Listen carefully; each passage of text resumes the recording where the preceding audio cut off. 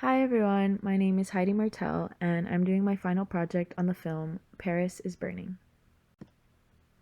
First, just to give you a quick summary on the film if you haven't already seen it, Paris is Burning is a documentary that follows the life of drag queens, gay, and transgender men living in 1980 New York. The film explores house culture, voguing, and balls, all of which provide a safe space for drag queens to dance and express their true selves. Many performers emphasize their aspirations to be rich and famous, despite the disadvantages of race and poverty weighing down on them. The interviews show firsthand how drag queens felt and lived in this era of discrimination among a society that feared anything different. Now that we know a little about the film, I'm going to discuss the major socio-political issues that are addressed. It's a documentary, so almost the entirety of the film is interviews with the drag performers.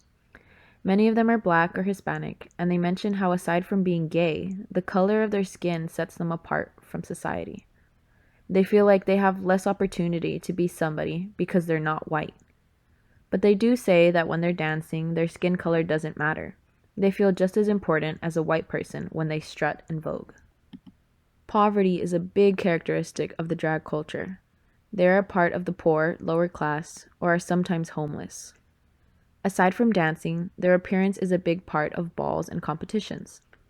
They cannot afford the expensive, flashy clothing they desire, so they usually steal it or make it on their own. They even coined the phrase mopping, which means to steal. Their house culture wishes to emulate wealthy culture, and when they perform, they feel rich and famous, which is many of their dreams one day, to get out of poverty and be rich models and dancers. The most obvious issue they face in society is homophobia. There are people in the film who just stare at them or look uncomfortable when they pass by. LGBTQ members in this time were not widely accepted and were more often than not kicked out of their homes, neglected by society, seen as unusual, or sometimes even attacked. When they dance, however, homophobia is not an issue. They are doing what they love and being who they are. As a social unifier, dance has brought many different members of the LGBTQ together. Although they associate with different identities, like gay, trans, drag queen, etc., they share the same common interest of dance and free expression. They face the same struggles and dance it out together. The house culture is accepting of all and really provides a sense of community for those who feel like they have nowhere to go in this society. So here are just some of my final thoughts on the film and why dance can be used as a societal tool.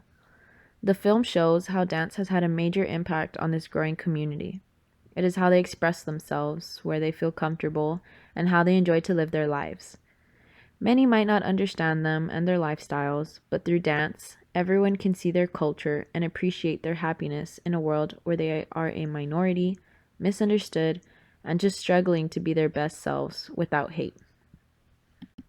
Thank you for watching my presentation, and I hope you can see how dance has been so influential in this amazing culture.